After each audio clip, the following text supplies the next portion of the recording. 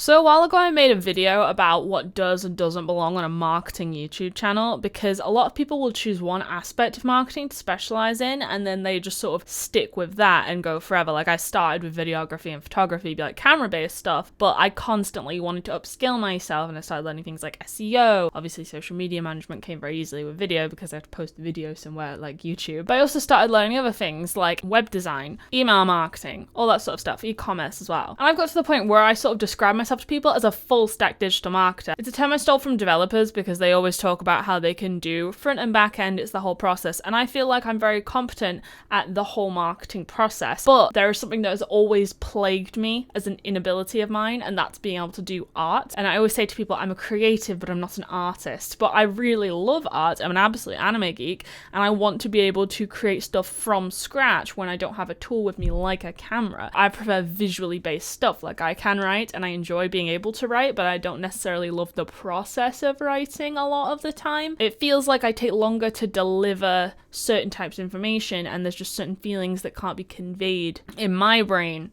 compared to when you're doing something visual. Like for a while I've had to specify to people that I can do digital artworking, which is sort of taking existing elements like photos, text, existing graphics, and put them all together to create a piece, which is like a poster or a social media post to convey information, or a leaflet, for example. But that's not actually being an artist. It's taking existing pieces of art and compiling them together with a mission in mind. I want to be able to draw my own art, and I have never been one of these people who goes, oh my god, I just don't have the skill for it. I know that it's a practice skill. I haven't ever committed the time to that skill. There was a point when I was younger where I really wanted to learn how to do art, and I saved up and I got the cheapest graphics tablet I could, just like a Huion.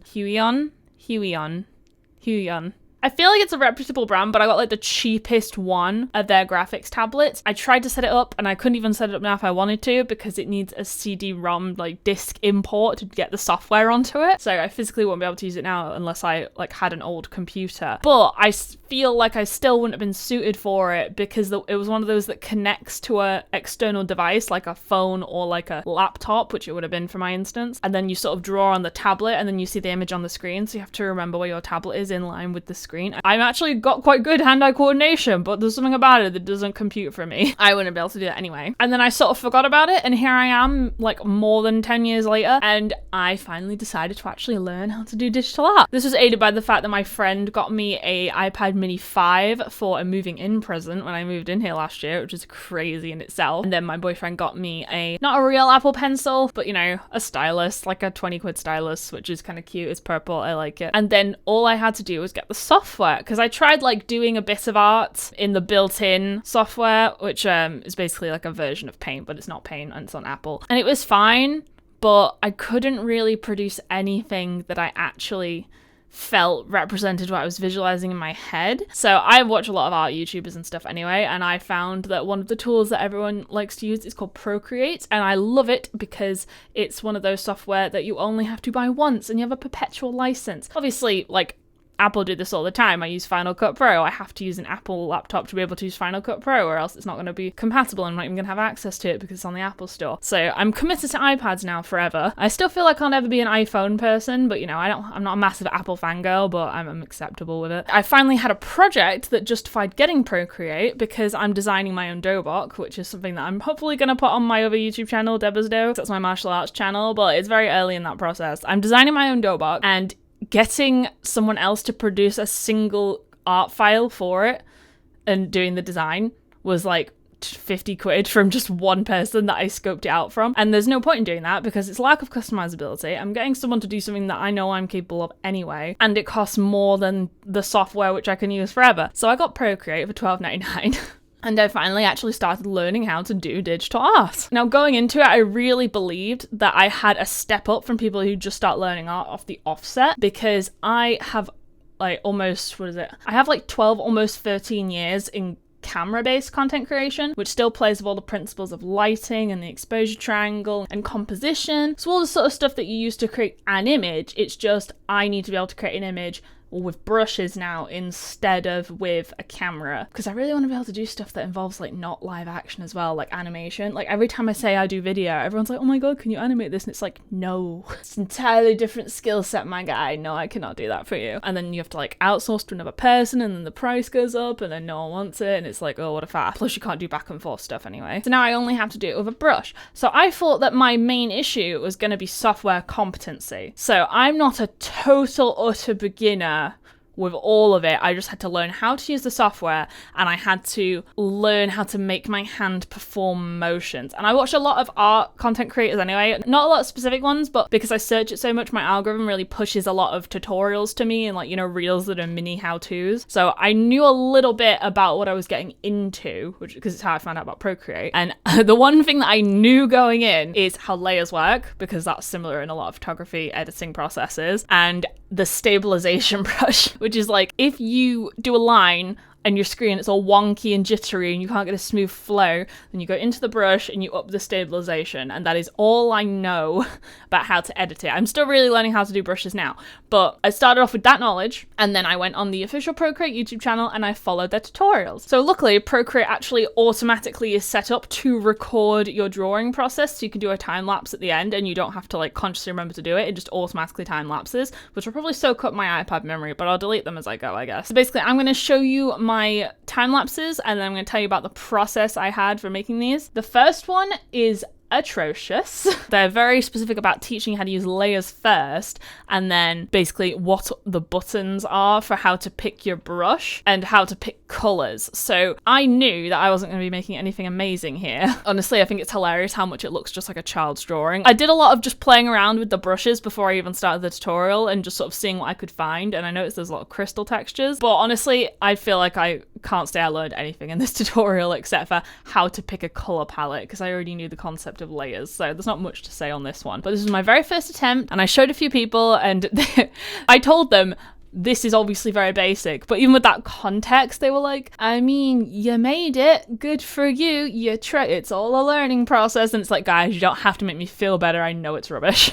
So that's what happened with the first one. Moving on to the second piece of art I did, I actually really like the look of this. It's a follow along process when you do the tutorials, so they do you step by step. You don't get any creative freedom with how to do it, you just do what they say and then you move along. But you know, it's nice. I imagine so many people have done these tutorials. I would actually love it if some people commented or like posted or replied to, like, if I do a short of this, like reply with your version of this same tutorial art, and then we can look at the differences. But this one starts playing with texture a bit more and how to create depth with highlights and shadows. And again, that's something that really plays with my knowledge of photography editing as it is. You can create depth with two ways. You can create it with focus, I mean, like sharpness, so like the background over there is a bit blurry, so you're not really focused on it so much, and that creates depth because you know it's further away from me because it's blurry. Or with lighting, by showing shadows and highlights, you can show something's further away, it's darker, it's close to a different light source, stuff like that. It was showing us how to do perfect circles as well, so, and like how to do perfect shapes. So for Procreate, you have to hold down the pen if you want it to be like a sharp version of the shape you made. You do have to make sure you connect the ends of the shape though, or else it will leave the gap there, which I found was interesting. And if you use a second finger to expand it, then it makes it like perfectly symmetrical as well. So instead of an oval, you get a circle. And the time lapse goes really fast. But I thought this was really pretty. It showed us how to use different brushes in different ways. And then towards the end, you can see like the flurry of white. And basically that's how you're using overlays. And that's another thing that I'm used to doing in photo editing software. So you can do overlays to subtract and add and blend layers. How you get layers to interact with each other so you can see stuff through certain things and play with opacity. Another thing that was really cool is that we learned how to do the glow of luminosity.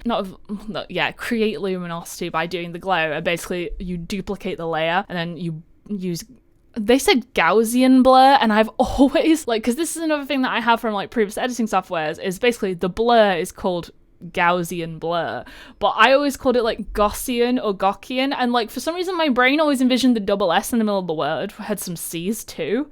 So interesting trivia from me there. Stack the layers and then you make it glow, and you can pretty much do that with anything you ever want to make glow. So I thought that was really cool. Moving on to the third tutorial. This is the first piece of art that I actually thought looked really cool, like an ability of skill was involved. Honestly, I might need to do this one again because like for the planet and the layering, I'm still not entirely sure if I remember how to do it. It showed like how to use clipping masks and how to like create layers and do different effects and use textures and layering within each other. There was also the ellipse tool, and it started showing you how to do stuff like positioning and warping and adjusting things to sort of stretch them, so you can make a circle and then like squish it and tilt it like that, and that was really cool. But these outer planets that you see here, like the little ones that are accent planets to like bring the depth to the galaxy, they weren't circles, they were ellipses. I'm still really don't think I know what the difference is between doing a normal circle and doing an ellipses, or doing like another version of a cutout basically. And I feel like the answer is that it cuts out every single layer until, because the background color is its own thing, and you can turn off the background so you can have like a pure PNG when you export, but the background layer is like the base layer. It can only be a solid color. You can't put anything else on the background. So I feel like what that is it cuts everything to the background color, and then it's a shape, so I could spray the shape with the spray paint,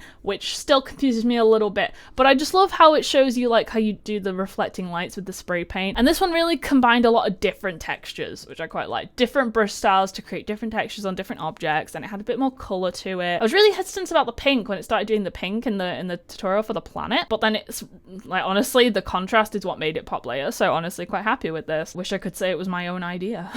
Then the final tutorial, because it was a series of 4, I feel like they could expand this series of a lot more stuff and it would be really useful, but you know, with this beginner stuff, they don't want to scare people with a long tutorial playlist. They probably have more in-depth stuff on the channel I haven't even looked at yet, so I might do another follow along in the future. Maybe I'll live stream that one. The last one, I was shocked to find out that the 4th tutorial was animation, because this was literally part of the reason why I wanted to learn how to do art, was for animation, but I wasn't quite ready to do it yet. And I hate bugs, so the fact it's a butterfly, I was like, but they showed you how to do symmetry, so you can do drawing guides that show like different grids and different shapes on the image, so you can make sure stuff is balanced, but then there's also a way to make it so it mirrors it, so you've got the exact same thing on the other side. So it started teaching how to do the mirroring, and there was some like application of previous things like doing layers and color blending and smudging and all that, but mainly it was about mirroring and the animation. So you can see in the freeze of it, when it's frozen, you've got the green frames and those are future frames, and then the red frames are past frames. I was kind of surprised how few frames you could actually have to have a coherent animation, because when you're doing video, I shoot in 60 frames per second. Like, I'm shooting 60 frames per second right now, so that's 60 still images per second. When the tutorial person was doing exporting, they had 15 frames per second, but this was like 4 or 5 frames at most, I think.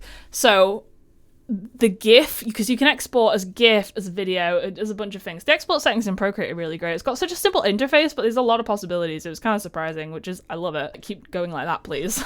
But I was really surprised how few frames you could have to have a coherent GIF, and it makes like a flapping butterfly at the end. I think this was the first example of a piece of art that I actually really messed up, because I don't know. I did the wings over and over and over because I could not get them to look nice in my mind, because I just don't like this sort of style. I would not create this on my own, basically, but I feel like I came up with something that was competent and looked realistic enough from a distance. Like, you could tell it's not a real butterfly, but you know, it's okay. And you can tell I was like really playing with the eraser and the smudger a lot more than I had in any other situation. And then I really messed up because I put the I thought more of it was the wing, and it ended up being the body. So when I went to separate the wing, it didn't really look good. And I tried to redraw the body so it was like a better shape, but then I realized that I'd accidentally done certain art on the same layer, so I couldn't erase it, because if you could only erase it without affecting the other thing if they were on different layers. And that's like a classic digital artist thing, apparently, is you forgot to, like, people do their sketch lines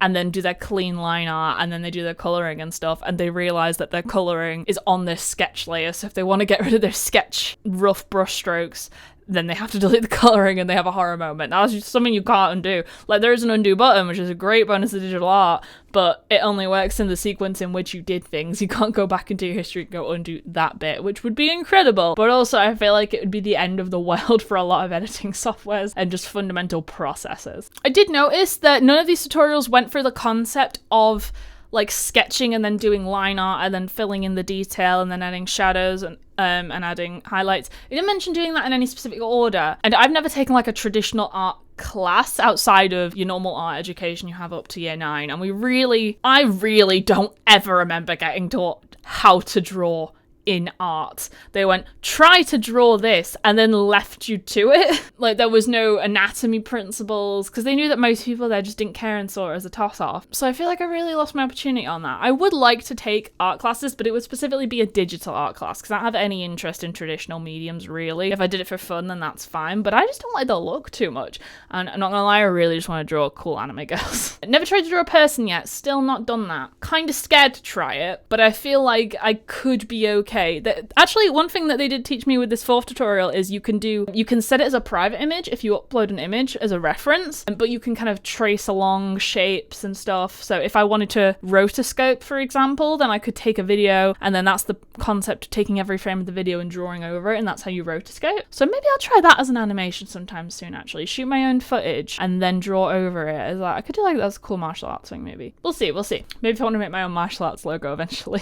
Now then, we're moving on to my original pieces. The very first one I did, for some reason I had this whole like image in my mind of like playing with hearts. I don't know why I wanted to do like this beautifully layered geometric like pop art style heart piece. I like kawaii stuff. I like cute stuff. I also like really goth stuff. Like, honestly, I was that right emo fuck kid, and I still am that emo adult. It's kind of weird that I like doing this, like, pastel stuff as well, which, like, pastel goth is a vibe, whatever. I feel like I'm overanalyzing it too much now, but I just really like this one. So I started off trying to do, like, the basic shape with the symmetry, so I could test that out. I really wanted to make pieces that utilize the tools I had before, and then I tried to do the layering for the color effects that I did with the planets. And then once I had a heart I was happy with, I duplicated it, because you can group stuff together and then you can duplicate the group. You can also like merge down layers and like flatten them, but that means you can never edit them again, and I'm terrified of that button, and I would only do it if I accidentally ran out of layers in a piece I was almost finished with. But that's risky, because that's like a no go back. You can undo it obviously, but you must progress somehow when that happens. So I got the heart,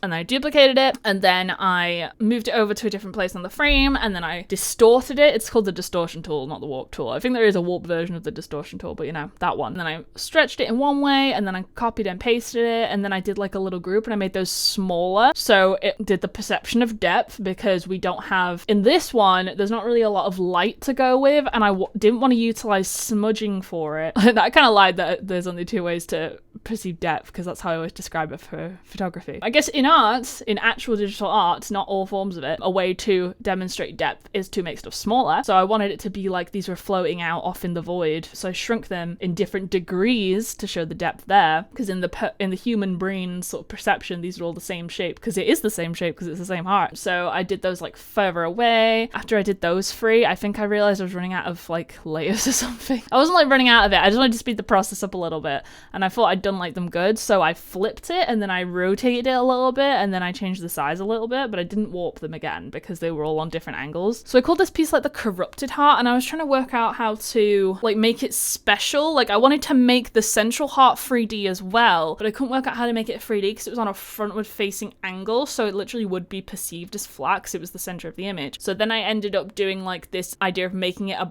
halfway through a black hole and an exploding star. You know that phase where a black hole like turns into a supernova or whatever, or a white star. I can't remember all the names of it for space stuff, but you know what I'm talking about. I wanted it to be like that phase of like it's kind of just exploded, which is what the bright white layers are about, and then it's starting to collapse in on itself, and now it looks like the corrupted heart is sucking in all the other pop arty hearts, and I thought that was really cool. And then at the end I added some bokeh around the background just because I wanted to give the background some depth as well, and I wanted to give it like a nice sparkly feeling. And not to get too artsy-fartsy about it, but I do think stuff can look pretty just to be pretty, but I like giving it a story after the fact because I love a good visual metaphor. So I like the idea that like it's not fully clear on if I called it the corrupted heart, but it's not fully clear if this happened because it like loved too much or it was sad and all that sort of stuff. So yeah. The next original piece I made, I actually sat down with no intention at all of drawing this. I ended up doing like a little UFO spaceship, and one of the people I showed it to afterwards said it looked kind of like an Among Us spaceship, which wasn't a conscious decision, but I thought it was really cute and I kind of love that vibe. But basically I was at the beginning of the time lapse, you can see I was playing with a bunch of different brush styles, and I wanted to do something kind of neon, like maybe make a neon sign, but then I just discovered the nebula brush and did that with the background, and I just had to make it useful. So I started drawing a little UFO. For some reason, the glass was really hard. I couldn't find something to make the glass look depthy. I don't think I ever wanted to do a Martian in it, but I almost feel like that would have been better now. I struggled with like separating the top and the bottom of the flying saucer. So I did the little paint splatter on the top, and then I did the texture below, and I like the texture below. I also made it darker below, which like in space, the source of light is ambiguous. So I didn't want to make it too different. Thinking about it now, I kind of wish I'd put like a dark,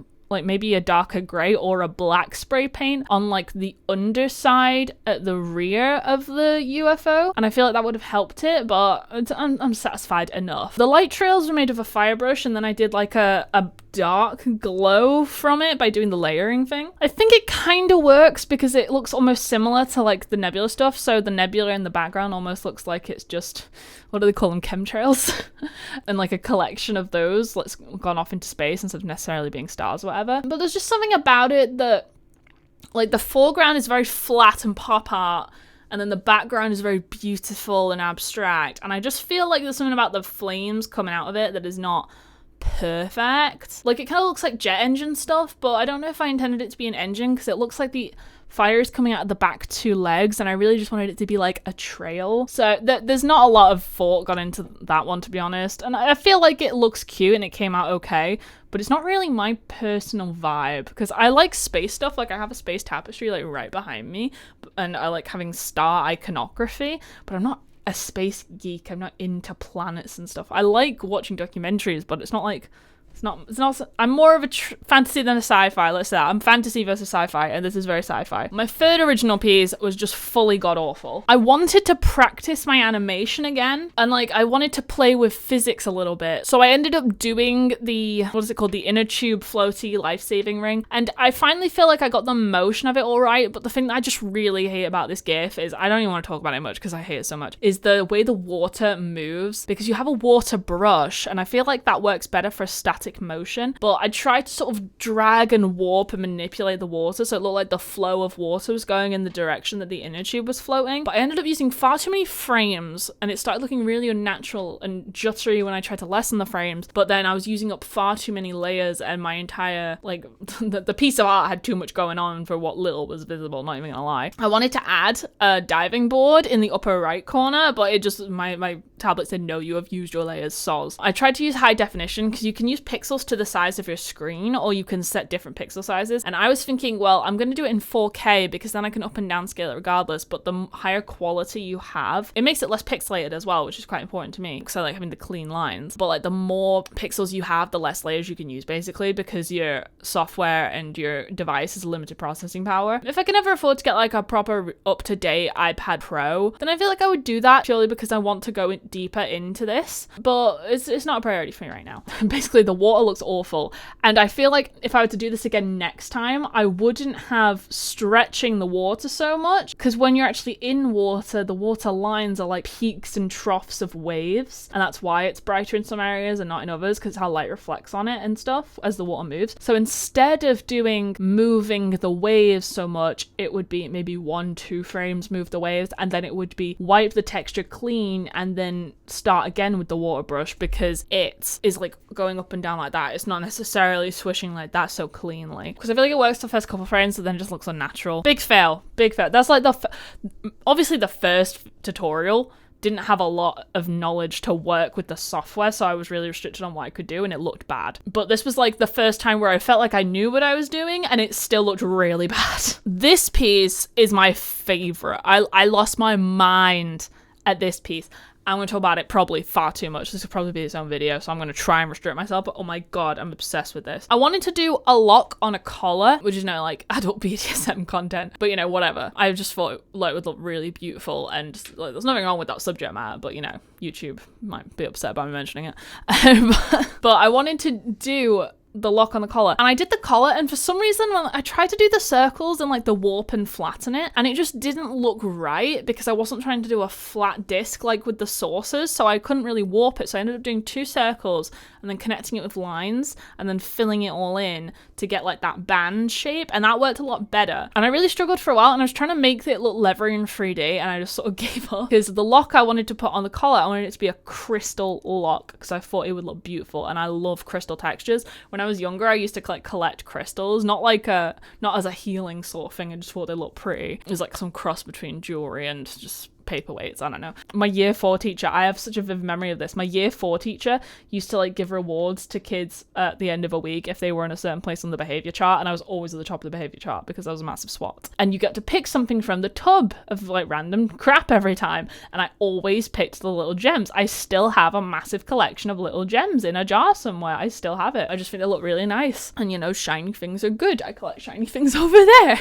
But I followed this tutorial, and it was the most impossible to follow tutorial. I'll link it. I can't remember the name of the YouTuber right now. It began with an M, but they're an art YouTuber, and I think if you search how to draw crystals in Procreate, then this is the first one that comes up. Like, it's beautiful. And it's terrible to follow because they don't do a voiceover. They don't do subtitles. They don't do any kind of indication of what they're doing. And the crop of the screen means you can only see about half the buttons they press. So if you didn't have a working knowledge of Procreate already, you would have no hope. They didn't distinguish what brush types they use, but I have an inkling that they use their own individual brush types. As I get more attuned to it, I actually would like to create my own brush types because I can make them a really cheap digital file to download off my store, and it's like something that artists just sell as a passive income thing anyway. So if I can create some brush types I'm really happy with and genuinely believe are good, then I'm gonna create some of my own brush packages. But they didn't show what brushes they used, so that was really hard to comprehend as I went along. I feel like I used different to them, but I did find ones that I liked. I found that I really liked the ink bleed, and then I think I used the soft brush for the colors and the textures, and then you smudge a lot. Oh my god, that was so much smudging. Yeah, I was interested in smudging actually before I even started it, so you can see like this background I ended up not even using at the end. I was like doing a lot of smudging. I really wanted to incorporate it, but by the time I had the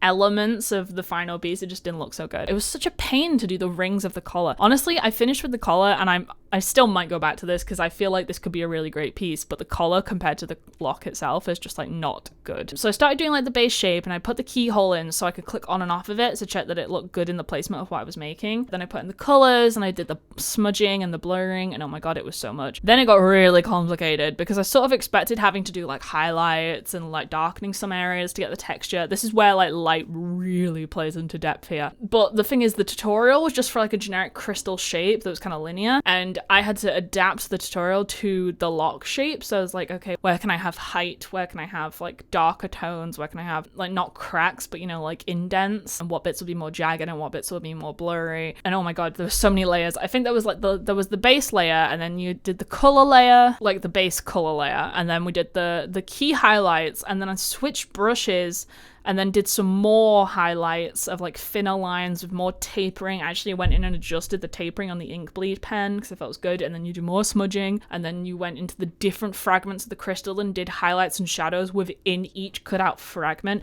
and then more smudging, and then we did more highlights, and oh my god, I got lost in it. I was hypnotized. Like, I've not been in a hypnotized state while creating something for such a long time, but I really got into it. I actually, because this was a piece that I really cared about, I put on the tutorial, and then when I knew what I was doing, I put on Blue Period, which is the art anime. I tried to watch Blue Period while I was doing it, but I didn't watch any of it, and by the time I finished, it was almost completely over. So this thing that is taking about 2-3 minutes to watch the time lapse over, it was like, it took me hours. Oh yeah, doing the black wiggly line on the inside under it added so much great texture, and like, I imagine the idea is it's just magic flowing through the piece. I don't know, it was like an internal shadow that was having something consistent throughout the whole item on top of, well, technically below of the individual highlights and shadows and textures of each individual fragment really brought it out. I feel like there must have been a way I can create more depth in the actual keyhole, but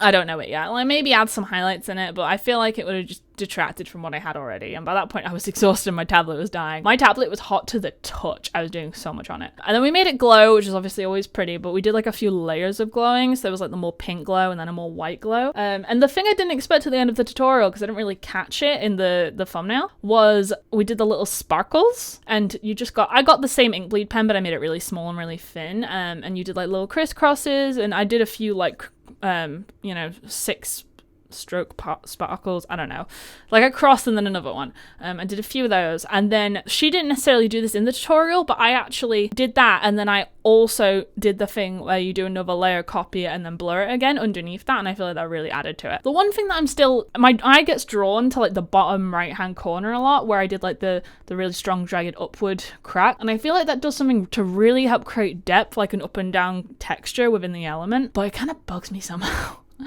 Like, I think it works really good. It almost looks like there's two light sources coming from it, but obviously it's glowing, so it's its own light source. I feel like if I got rid of it, it would lose something, but it still bugs me. And then at the end, I put the piece on, and I liked it just plain on its own, but because the collar was so plain as well, I ended up putting this bokeh in the background. But I may go back again, and I may try and improve the texturing and the detail on the collar and the O-ring, I think it's called, or the D-ring. It might be called a D-ring. So it's like on par with the quality of the lock, and then I might chill the background out a little bit, because that collar just looks like shapes. But yeah, I've uploaded these to my Adobe stock profile, so if you do like them, hopefully they're approved by this time. They're still pending. It takes like 2 months to get approved ever since they started letting AI on, because it just fills up their approval moderator resources. But you can take them from my Adobe stock profile, Digital. There's also like different variants. Like, I think the lock on its own is actually the prettier version, but you know, I made it with a concept originally, so I finished the concept, but I think the lock on its own is like better. I'm also considering, because I wanted to get into art for animation, but also so I could create my own products, because right now I've just dropship stuff and they're really basic. And it's not that I think they're bad products, but I wanted to be able to do more. I wanted to be able to like have stock and go do a stall and have something to sell, as well as offering my digital marketing services and my education on the more technical stuff and my content to do with that. Because I actually did like a survey of like, am I more artsy or analytical? And no one had an answer except one person really. And he was like, it's about 60-40 split to artsy. And I was like, okay, that's fine. That's great. Because I consider myself more of a creative person, but it's rare that a creative person has that technical ability and vice versa. So like, I am kind of a unicorn, not to blow my own whistle, but I wanted to be able to have stuff. And I feel like the first product a lot of artists make is key rings, but I feel like since this is a lock, it's actually really appropriate to have it as a key ring. So I may get a sample of that soon, but let me know if you'd be interested in actually purchasing that, because that would give me a reason to spend like 15 quid on just a sample before I put in a batch order. I would maybe do like a pre-order system where we only produce it once I hit a certain amount of purchases, but then like, how long do you wait? And I don't want to leave people waiting if they just bought it. So I don't know. I think the minimum order from the place I'm considering is like 50 key rings, so I could maybe sell that, but it's not a cheap investment. So like the video, subscribe, get me the ad revenue, and then I can actually create my physical products a lot faster. But if a lot of people show interest, I will just do it. It's not a problem. I'll just do it. I feel like that's good. And this video is getting quite long now, so all this stuff I did in like 1 week. I like did a mega intensive course of just 1 week teaching myself everything, and I feel like I'm competent in it now. But then the other day, I'm putting a new product on my shop in the online services category, and this is like simple video editing service, and I wanted to create something with Procreate for it, because normally I do Canva for my product images that are more graphic based, because you know, services, you can't really physically show a service in an image, but so my products propagate through WooCommerce on my website to all my online platforms like Google Merchant Center, so it shows up in Google search for products under the products tab, and then my Meta, so Facebook and Instagram stores, and then my Pinterest, RSS feed sort of stuff. So it all propagates out. It needs an image. So I just made this real simple. This is basically for people who don't want to pay for like hours and hours of editing time, and they just want a little like cheaper option with no commitment and no contract. Then you just put in the link to your base footage, a few questions on the form on the website when you purchase, you know, like how you would put in your size and stuff on an outfit. It's basically that same principle as you put the info in up front, and then I can send you it. There's no back and forth. You don't need to like build a friendship with me if you don't want. Maybe you're an introverted person who just wants the thing done. And the idea is you send me long form footage, and then I do like little color tweaks, cut out the ums, the ahs, the glitchy bits, try and boost the audio a little bit if that's appropriate. Or maybe you just have long form content you want to focus on, like your full length YouTube videos and live streams, and you don't want to take the time cutting out all your own shorts. Then you can send me that and I'll do it for you, and I'll send it back to you in a slightly improved state. And there's an optional add-on for if you want to have like tips on how to record better next time, because a lot of these people who would want this service are not professional videographers. Then I can give you little hints and tips that I have deduced while doing your edits, stuff that may have been a bit of a roadblock. So I made this in Procreate, and like the nighttime image from the second tutorial did show you how to do text, but I didn't really have need to use text in my own art after that. So this was really text heavy. It gave me an opportunity to play with it more. I feel like I'm going to need to import a lot of fonts if I'm going to stick within my own brand guidelines. I just use the built-in fonts for this one, and it's not my favorite piece ever, but I feel like I succeeded in creating something eye-catching and within my brand tone-esque without going overboard, because I did search other products and other services that have this sort of thing on Google in the products tab, and a lot of it was way, like, I hate the use of blue for digital services for some reason. There's way too much blue and red, and oh my god, go get this. I'm sick of the blue-red combination, honestly. Like, even on TikTok, blue-red, you see what I mean? Got sick of that combination. I wanted to stand out in that marketplace, but I didn't want to have like loads of check out all these cool software screenshots I've got, and it's just simple, to the point, call to action, optional extras, and I did the nice little swishy, and I did the flares, and I think it looks cute, and yeah.